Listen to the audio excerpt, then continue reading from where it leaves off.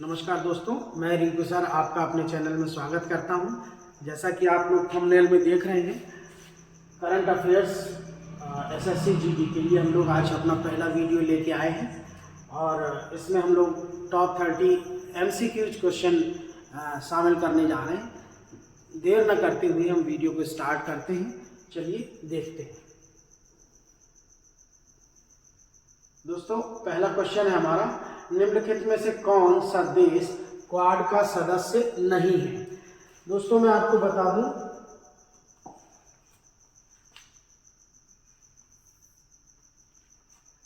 Quad के कुल 4 सदस्य देश हैं। उसमें भारत शामिल है, अमेरिका शामिल है, जापान शामिल है, चाइना जो है, चाइना के स्थान पर ऑस्ट्रेलिया जो देश है वो शामिल है। इसलिए ऑप्शन सी सही होगा। दोस्तों, मैं आपको ये भी बता दूं कि क्वाड की स्थापना जो की गई थी वो 2007 में इसकी स्थापना की गई थी और यह एक व्यापारिक व्यापारिक संधि हुई थी इन 4 देशों के बीच में और महासागरों में व्यापार करने के लिए, आपसी सहयोग के लिए ये एक संगठन बनाया गया और इसमें भारत, अमेरिका, जापान और ऑस्ट्रेलिया शामिल है। दोस्तों, आगे बढ़ते हैं हम लोग अगले प्रश्न की तरफ। भारतीय सेना में ऊंचाई वाले क्षेत्रों में कम वजन के टैंक की तैनाती के लिए इस प्रोजेक्ट की तैयारी की गई है। दोस्तों, मैं आपको बता दूं, चीन और चीन से सटे हुए जो राज्य हैं हमारे, उनमें इस प्रोजेक्ट को हम भारत सरकार ने लागू किया है। भारत सरकार के ये टारगेट है कि ज़्यादा ऊंचाई पर कम वजन वाले जो टैंक हैं उनकी तैनाती की जाए ताकि देश की सुरक्षा को अच्छी तरह से मजबूत किया जा सके। इसके लिए मैं आपको बता दूं दोस्तों कि जम्मू कश्मीर के पूर्व कमांडर जोरावर सिंह के नाम पर इस प्रोजेक्ट को रखा गया है। इसका नाम, तो इस प्रोजेक्ट का नाम है दोस्तों प्रोजेक्ट जोरावर। इस प्रोजेक्ट का नाम है दोस्तों प्रोजेक्ट जोरावर। जैसा कि मैंने अभी आपको बताया कि जोरावर नाम इसलिए दिया गया क्योंकि जम्मू कश्मीर के पूर्व कमांडर, जम्मू कश्मीर रियासत के पूर्व कमांडर थे जोरावर सिंह, उनके नाम पर इस को नाम दिया गया है। और कम ऊंचाई वाले टैंकों की तैनाती और ड्रोन की तैनाती भी इस क्षेत्र में की जाएगी चीन के खतरे को देखते हुए। चलिए आगे बढ़ते हैं अगले प्रश्न की तरफ। भारत में किस राज्य में मंकी पॉक्स मरीज की पहली मौत हुई। दोस्तों, मैं आपको बता देता हूं कि भारत के केरल राज्य में पहला मरीज मंकी पॉक्स का पाया गया जिसकी मौत हो गई। दोस्तों, मैं आपको ये भी बता दूं कि जुलाई के आसपास बताया जाता है कि यह व्यक्ति जिसकी मौत हुई है मंकी पॉक्स से, यह यूएई की यात्रा करके आया था और संयुक्त अरब अमीरात की यात्रा करके आया था, जिसके बाद इसमें मंकी पॉक्स के लक्षण पाए गए और उसे हॉस्पिटलाइज किया गया। उसके बाद कुछ समय बाद इस व्यक्ति की मृत्यु हो गई। चलिए आगे बढ़ते हैं अगले प्रश्न की तरफ। हाल ही में केंद्र सरकार ने जानवरों के लिए देश की पहली कोविड-19 वैक्सीन तैयार की है, उसका नाम क्या है। चलिए दोस्तों, मैं आपको बताता हूं, जो जानवरों के लिए वैक्सीन तैयार की गई है वो हरियाणा में स्थित ICAR द्वारा इस वैक्सीन को तैयार किया गया है और इसका नाम है एनकोवैक्स। इसका नाम है एनकोवैक्स। इस वैक्सीन का नाम है दोस्तों एनकोवैक्स। मैं आपको साथ साथ में ये भी बता देता हूं कि इस जानवरों के लिए जो पहली वैक्सीन थी वो सबसे पहले रूस में तैयार की गई। दोस्तों रूस में जानवरों की पहली वैक्सीन को तैयार किया गया। कई बार ये क्वेश्चन आ जाता है कि पहली वैक्सीन जानवरों के लिए कहाँ बनाई गई, तो वो रूस है। आगे बढ़ते हैं दोस्तों। हाल ही में मंगोलिया की आधिकारिक यात्रा करने वाले देश के पहले रक्षा मंत्री कौन बने हैं? जाहिर सी बात है कि इस समय हमारे रक्षा मंत्री जो हैं वो राजनाथ सिंह हैं, और ऑप्शन के हिसाब से, विकल्प के हिसाब से यहाँ पर सी सही हो जाना चाहिए। दोस्तों मैं आपको बता दूं कि हाल ही के कुछ वर्षों में मंगोलिया और भारत का जो दोस्ताना है वो काफ़ी बढ़ गया है।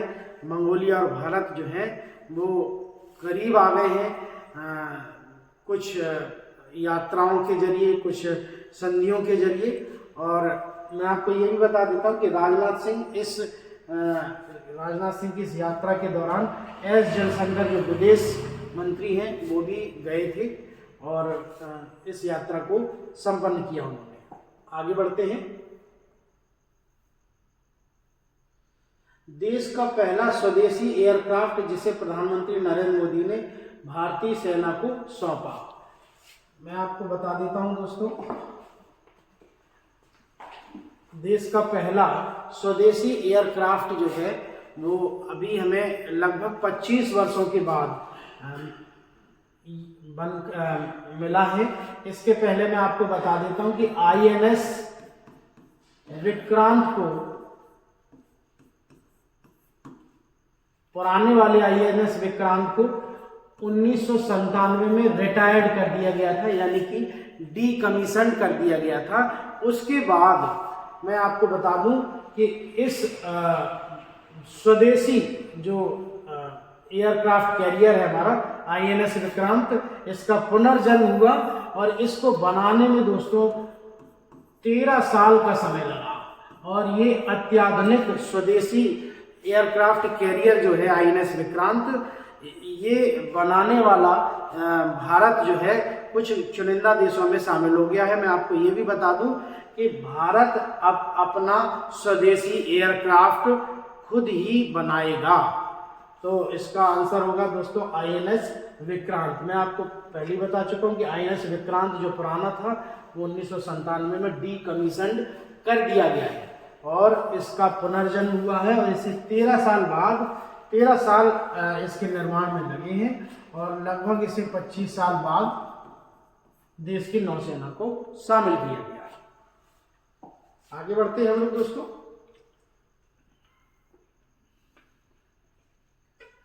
हाल ही में देश के किस शहर में प्रधानमंत्री नरेंद्र मोदी ने वर्ल्ड डेयरी समिट का उद्घाटन किया? दोस्तों बताते हैं इसके बारे में, मैं थोड़ा सा आपको बताऊंगा। वर्ल्ड डेयरी समिट जो है, वर्ल्ड डेयरी समिट, इसका उद्घाटन हमारे PM नरेंद्र मोदी ने ग्रेटर नोएडा, उत्तर प्रदेश के ग्रेटर नोएडा में इसका उद्घाटन किया। दोस्तों इसमें देश के कुछ जाने माने बिजनेसमैन और बड़े किसान शामिल थे और देश में दुग्ध उत्पादन को और बेहतर बनाने के उद्देश्य से इस डेयरी समिट का उद्घाटन किया गया था। आगे बढ़ते हैं हम लोग अपने अगले प्रश्न की तरफ। ISSF shooting world cup Changwon 2022 में भारत ने कितने गोल्ड मेडल जीते? दोस्तों मैं आपको बता देता हूं कि भारत ने इसमें 4 गोल्ड, 2 सिल्वर और 1 ब्रॉन्ज के साथ कुल 7 मेडल जीते हैं। 4 गोल्ड, 2 सिल्वर और 1 ब्रॉन्ज के साथ कुल 7 मेडल जीते हैं और भारत इस जो वर्ल्ड कप शूटिंग 2022 हुआ, इसमें भारत का प्रथम स्थान था। दोस्तों इसमें भारत का प्रथम स्थान रहा। पूछा जाए आपसे कि वर्ल्ड कप 2022 शूटिंग 2022 में जो चांगवान में हुआ उसमें भारत का कौन सा स्थान था, तो भारत इसमें पहले स्थान पर रहा। आगे बढ़ते हैं दोस्तों। कॉमनवेल्थ गेम्स 2022 भारत ने किस खेल को में पहली बार गोल्ड मेडल जीता? हम लोग देखते हैं दोस्तों। कॉमनवेल्थ गेम्स 2022 भारत ने किस खेल में पहली बार गोल्ड मेडल जीता? दोस्तों मैं आपको बता दूं कि भारत ने पहली बार लॉन बाउल्स में पहली बार गोल्ड मेडल जीता है। भारत जब से इसमें शामिल हुआ है कॉमनवेल्थ गेम्स में, यानी कॉमनवेल्थ गेम्स जब से शुरू हुए हैं उसमें आज तक भारत कभी भी लॉन बाउल्स में कोई भी मेडल नहीं जीत सका है। मैं आपको ये भी बता देता हूँ कि लॉन बाउल्स होता क्या है। इसमें गेंद होती है, कुछ गोल तरह की गेंद होती है, कुछ रग्बी फुटबॉल जैसा होता है, और उसको जमीन पर टच करते हुए आगे लेके जाना पड़ता है। इस तरह से ये गेम होता है। इसमें भारत की महिला खिलाड़ियों ने देश को गोल्ड मेडल दिलाया। दोस्तों मैं थोड़ा और इसके बारे में बता देता हूँ कॉमनवेल्थ गेम्स। दोस्तों कॉमनवेल्थ गेम्स में भारत ने कुल 61 मेडल प्राप्त किए, 61 मेडल। और इस कॉमनवेल्थ गेम्स में भारत का जो स्थान था वो चौथा स्थान था। कॉमनवेल्थ गेम्स 2022 जो बर्मिंघम में खेले गए थे दोस्तों, उसमें भारत को 61 मेडल के साथ चौथा स्थान प्राप्त हुआ था। आगे बढ़ते हैं दोस्तों हम लोग अगले प्रश्न की तरफ। देखिए प्रश्न हमारा कहता है केंद्र सरकार द्वारा यात्री कार में 6 एयरबैग वैध की अनिवार्यता का नियम किस तिथि से कर दिया गया? मैं आपको बता दूं कि देश में बढ़ते हुए एक्सीडेंट और नागरिकों की सुरक्षा को ध्यान में रखते हुए जो हमारे केंद्रीय सड़क एवं परिवहन मंत्री हैं नितिन गडकरी जी, उन्होंने इसको 1 अक्टूबर 2023 से इस 6 एयरबैग्स की अनिवार्यता को 6 एयरबैग की वैध अनिवार्यता को लागू किया है। आगे बढ़ते हैं।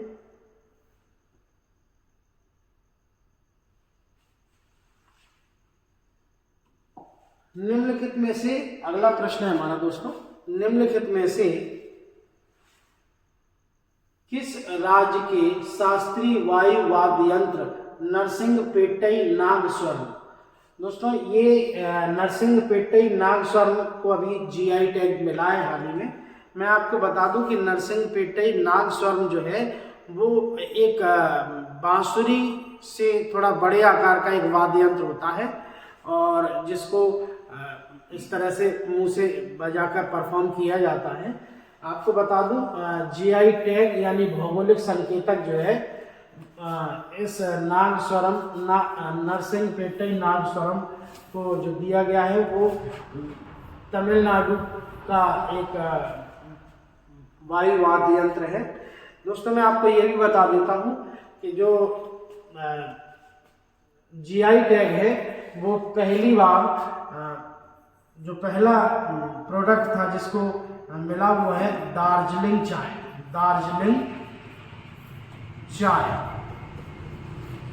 जिसे 2004 में पहली बार दिया गया। और मैं आपको बता देता हूं कि अभी तक कुल 365 जीआई टैग दिए जा चुके हैं भारत में। और जीआई टैग देने का उद्देश्य दोस्तों ये रहता है कि जो भी प्रोडक्ट या वस्तु है उसके बनाने वाले के कानूनी अधिकारों की सुरक्षा करना जीआई टैग का मुख्य उद्देश्य होता है। दोस्तों आगे बढ़ते हैं। यूक्रेन में फंसे, अगला प्रश्न है हमारा दोस्तों, यूक्रेन में फंसे भारतीयों की वापसी के लिए केंद्र सरकार ने किन मंत्रियों को वहां भेजा। दोस्तों मैं आपको बता दूं कि यूक्रेन और रूस के बीच में जो युद्ध चल रहा था उसमें काफ़ी संख्या में भारतीय यूक्रेन में फंस गए थे, जिनको वहाँ से निकालने के लिए यहाँ पे हमारे मंत्रियों ने हमारे जो मंत्रियों का मंडल गया था उसमें आपके हरदीप सिंह पुरी, ज्योतिरादित्य सिंधिया, हरदीप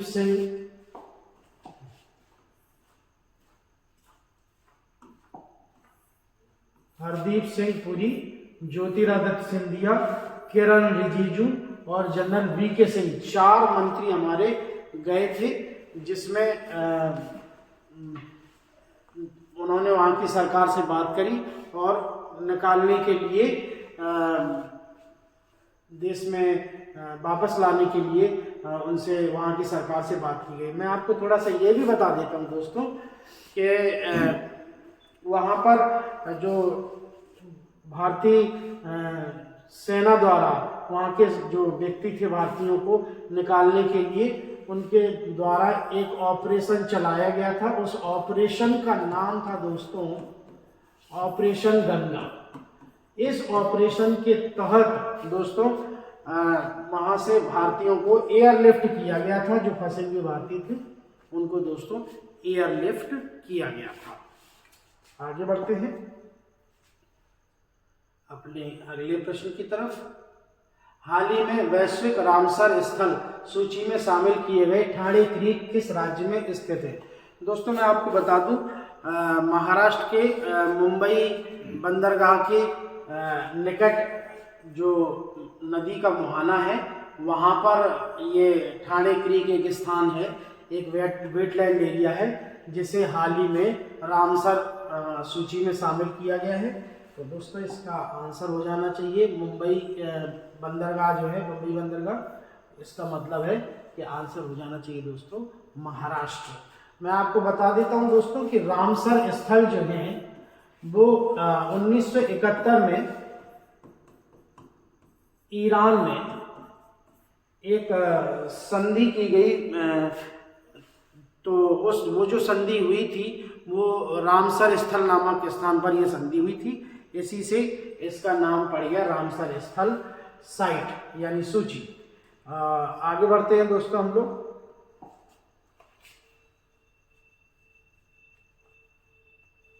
इंडिया गेट के पास स्थित ग्रैंड कैनोपी में किस स्वतंत्रता सेनानी की प्रतिमा स्थापित की गई है? दोस्तों बहुत इंपॉर्टेंट क्वेश्चन है, मैं आपको बता देता हूं कि अभी जो मोदी जी ने, हमारे प्रधानमंत्री मोदी जी ने जो इंडिया गेट है उसके पास, इंडिया गेट के पास जो ग्रैंड कैनोपी है मतलब छतरी, एक छतरी बनी हुई है दोस्तों। मैं आपको बता दूं ये ग्रैंड कैनोपी का निर्माण जॉर्ज पंचम की स्मृति में कराया गया था। जॉर्ज पंचम की स्मृति में इसका निर्माण कराया गया था। जो इंडिया गेट पे जो छतरी बनी हुई है उसका निर्माण जॉर्ज पंचम की स्मृति में कराया गया था, और इस छतरी के नीचे यानी इस कैनोपी के नीचे जॉर्ज पंचम की जो प्रतिमा थी उसको स्थापित किया गया।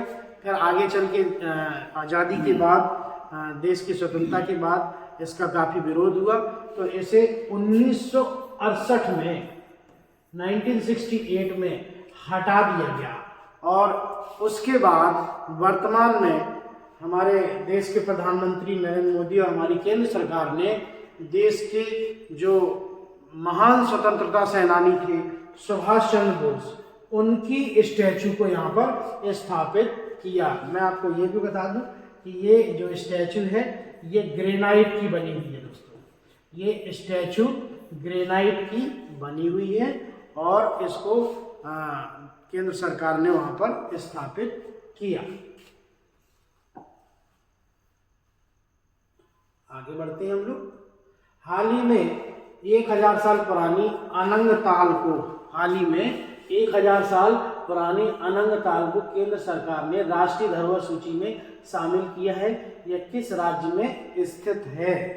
दोस्तों मैं आपको बता दूं कि जो अनंग ताल है ये एक झील है, ये एक झील है जिसका निर्माण अनंग पाल तोमर ने, जो कि पृथ्वीराज चौहान के नाना जी कहे जाते हैं, उन्होंने इस झील का निर्माण दिल्ली में कराया था। तो दोस्तों इसके अकॉर्डिंग हमारा आंसर हो जाएगा दिल्ली।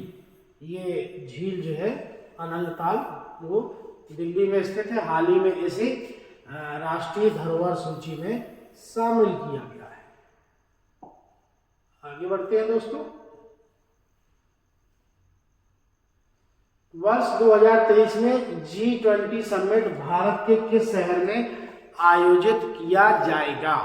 चलिए मैं आपको बताता हूं। जो वर्ष 2023 में G20 का शिखर सम्मेलन, G20 का समिट जो है वो दोस्तों दिल्ली में आयोजित किया जाएगा वर्ष 2023 में। मैं आपको बता दूं कि वर्ष 2022 में इस G20 के सम्मेलन को, समिट को बाली इंडोनेशिया में आयोजित किया गया। बाली इंडोनेशिया में आयोजित किया गया। दोस्तों प्रश्न आ सकता है कि वर्ष 2022 में जो G20 शिखर सम्मेलन है वो कहाँ आयोजित किया गया? तो बाली इंडोनेशिया में। और 2023 में इसे दिल्ली में आयोजित किया जाएगा। दोस्तों मैं आपको थोड़ा और बता देता हूँ कि जो G20 का जो की स्थापना है वो 1999 में की गई थी। G20 की जो स्थापना है दोस्तों वो 1999 में की गई थी। आगे बढ़ते हैं दोस्तों अपने अगले प्रश्न की तरफ। 216 फीट ऊंचे स्टैचू ऑफ इक्वेलिटी का उद्घाटन प्रधानमंत्री नरेंद्र मोदी द्वारा किया गया। यह मूर्ति वैष्णव संप्रदाय के किस संत की है? दोस्तों मैं आपको बता दूं कि जो वैष्णव संप्रदाय के महान संत जो रामानुजाचार्य थे, उनकी जो स्मृति में स्टैचू ऑफ इक्वेलिटी जो 216 फुट ऊंची है, इसको स्थापित किया गया और इसका उद्घाटन प्रधानमंत्री द्वारा किया गया। संत रामानुजाचार्य। मैं आपको बता दूं कि इसे स्टैचू ऑफ इक्वेलिटी क्यों कहते हैं, क्योंकि मैं आपको बता दूं जो संत रामानुजाचार्य थे वो समाज में इसके पक्षधर थे कि पूरा समाज जो है वो समभाव से रहे, समान भाव से रहे। वसुधैव कौटुंबकम यानी सारी पृथ्वी हमारा अपना घर है।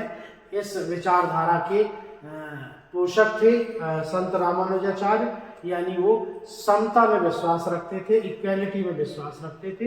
इसलिए इसका नाम स्टैचू ऑफ इक्वेलिटी रखा गया है। दोस्तों आपको मैं बता दूं इसको हैदराबाद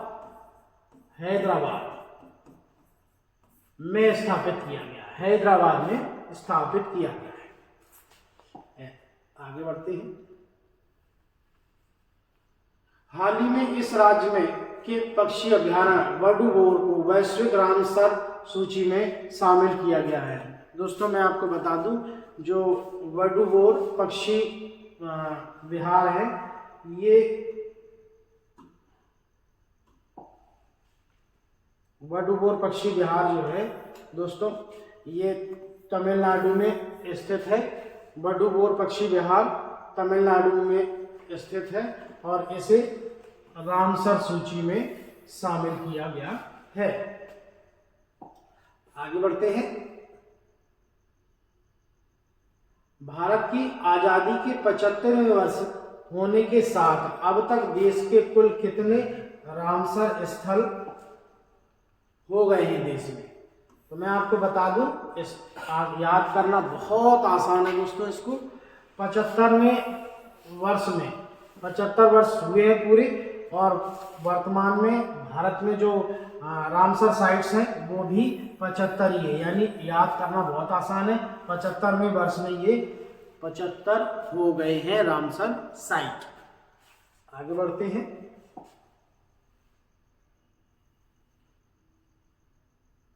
प्रधानमंत्री, अगला प्रश्न हमारा, प्रधानमंत्री नरेंद्र मोदी द्वारा मिशन लाइफ का उद्घाटन किस राज्य में किया गया? दोस्तों मैं आपको बता दूं कि मिशन लाइफ जो है वो पर्यावरण सुरक्षा के लिए चलाया गया एक अभियान है। दोस्तों इसमें सरकार के साथ साथ इसमें यह भी कहा गया है कि एक आम व्यक्ति को कैसे पर्यावरण के प्रति जागरूक बनाएं, इसके लिए यह अभियान चला गया। एक आम व्यक्ति को पर्यावरण के लिए कैसे जागरूक करें, एक आम व्यक्ति को पर्यावरण के लिए जागरूक होना चाहिए, कैसे होना चाहिए, इसके लिए ये मिशन लाइफ नामक एक जो प्रोग्राम लॉन्च किया गया है और इसको लॉन्च किया है गुजरात स्टेट में। प्रधानमंत्री नरेंद्र मोदी ने इसका उद्घाटन किया। मैं आपको बता दूं इस मौके पर यूएनओ के महासचिव भी शामिल थे।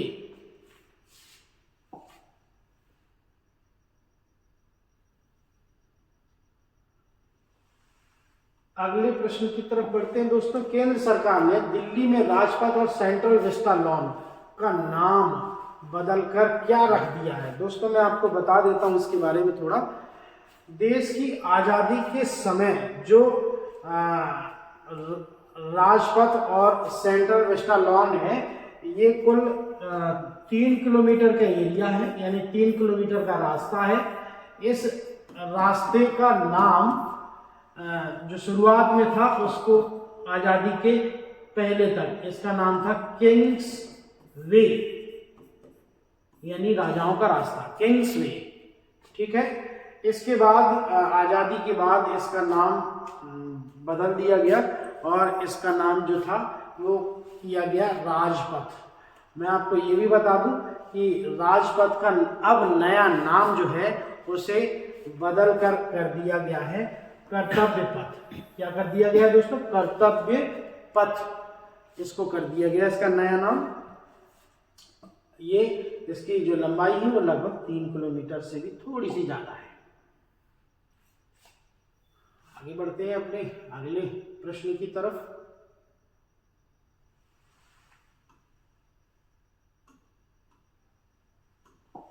हाल ही में गुजरात राज्य के मोरबी जिले में एक केबल पुल जो था वो टूट गया। दोस्तों मैं आपको बता दूं कि ये पुल इसलिए चर्चाओं में आया क्योंकि उसी समय गुजरात के चुनाव का समय था और उसी समय ये पुल जो था वो टूट गया और इसमें लगभग 143 लोगों की, न्यूज की अगर बात माने तो 143 लोगों की मौत हुई। 143 लोगों की मौत हो गई इसमें, इस केबल पुल को टूटने की वजह से। और ये केबल पुल जो है दोस्तों वो मच्छू नदी पर बना है, मोरबी जिले के मच्छू नदी पर बना है और ये बड़ा चर्चाओं में था क्योंकि गुजरात के जो चुनाव थे वो बिल्कुल नजदीक थे उस समय। आगे बढ़ते हैं। हाल ही में किस देश ने अपनी राजधानी का नाम बदलकर अस्ताना कर दिया है? दोस्तों मैं आपको बता दूं कि जो कजाकिस्तान है, कजाकिस्तान की राजधानी 2 वर्ष के लिए वहां के पूर्व राष्ट्रपति की सम्मान में नूर सुल्तान नजरबायेव जो पूर्व राष्ट्रपति थे उनके सम्मान में इस वहां की राजधानी अस्ताना जो थी उसका नाम बदलकर नूर सुल्तान कर दिया गया था, लेकिन वर्तमान में इसे पुनः बदलकर अस्ताना कर दिया गया है। तो वो जो देश है वो है कजाकिस्तान, जिसकी राजधानी अब वर्तमान में अस्ताना हो गई है। इसके पूर्व 2 वर्ष के लिए वहाँ की राजधानी जो थी वो उनके पूर्व राष्ट्रपति के नाम पर कर दी गई थी।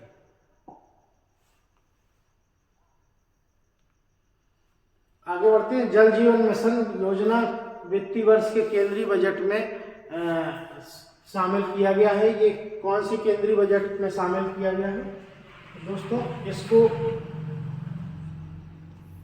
जो जल जीवन मिशन है, इसको किस वित्तीय वर्ष में हमसे पूछा गया है केंद्रीय बजट में शामिल किया गया है?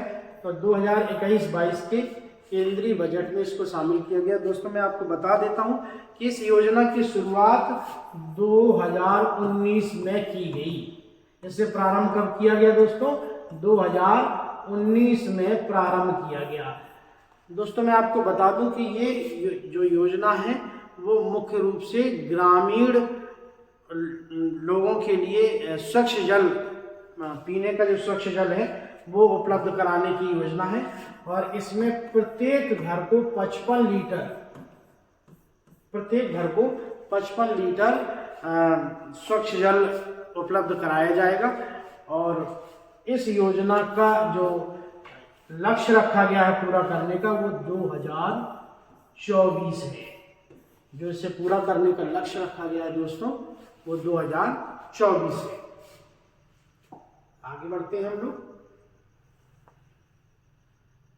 ब्रांड फाइनेंस ग्लोबल, यहां पर थोड़ा सा मैं सुधार कर देता हूं। ये ग्लोबल है, यहाँ पर ग्लोबल।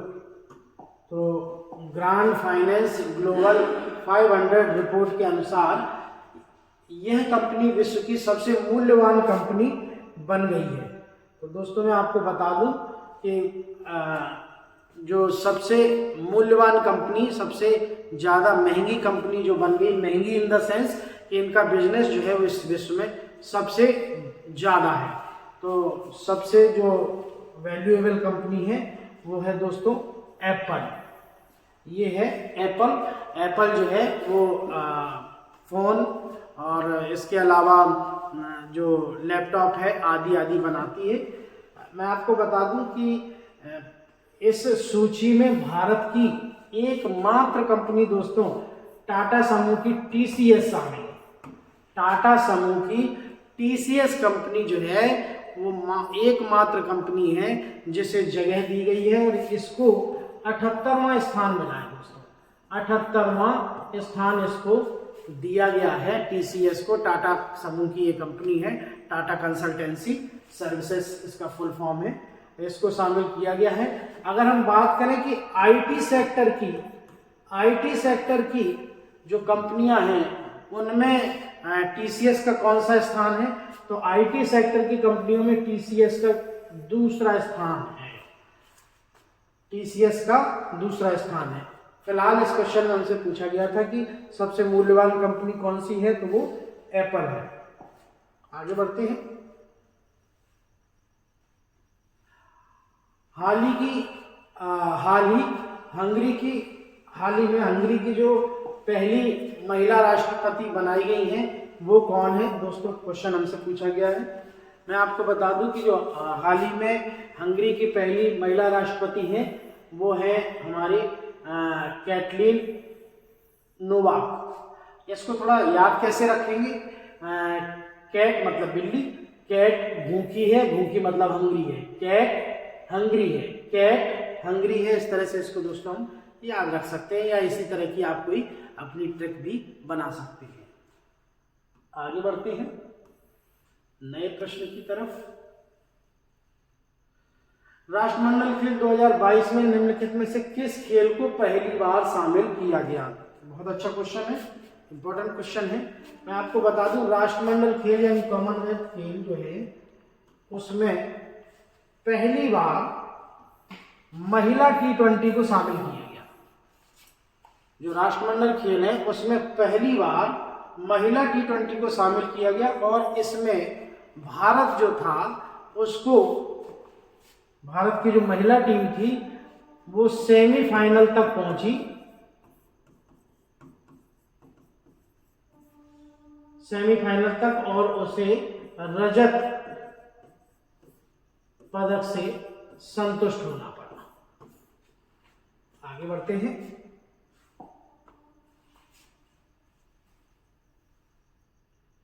निम्नलिखित में से किस, अगला प्रश्न हमारा, निम्नलिखित में से किसको शरणार्थियों के स्वागत के लिए यूनेस्को शांति पुरस्कार से सम्मानित किया गया। मैं आपको बता दूं दोस्तों कि शरणार्थियों के को शरण देने और उनका वेलकम करने के लिए जो जर्मनी की चांसलर हैं एंजेला मर्केल, उनको इस पुरस्कार से नवाजा गया दोस्तों। यानी आंसर हो जाएगा हमारा दोस्तों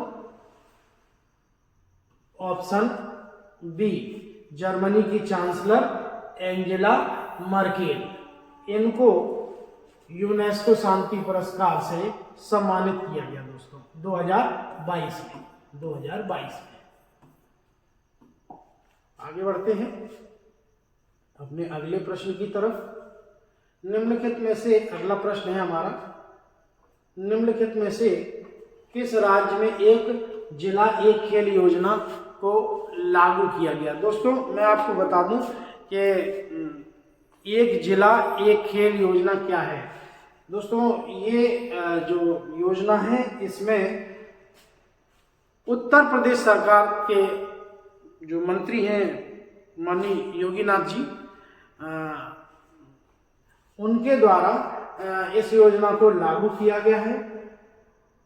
और इस योजना का जो उद्देश्य है दोस्तों,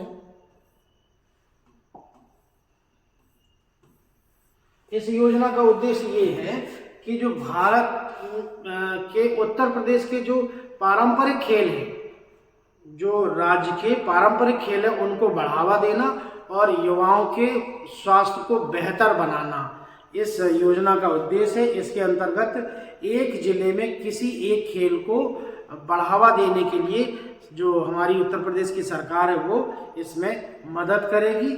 और इसके अलावा इस योजना के द्वारा छोटे व्यापारी भी लाभान्वित होंगे, छोटे व्यापारी लाभान्वित होंगे। आगे बढ़ते हैं दोस्तों।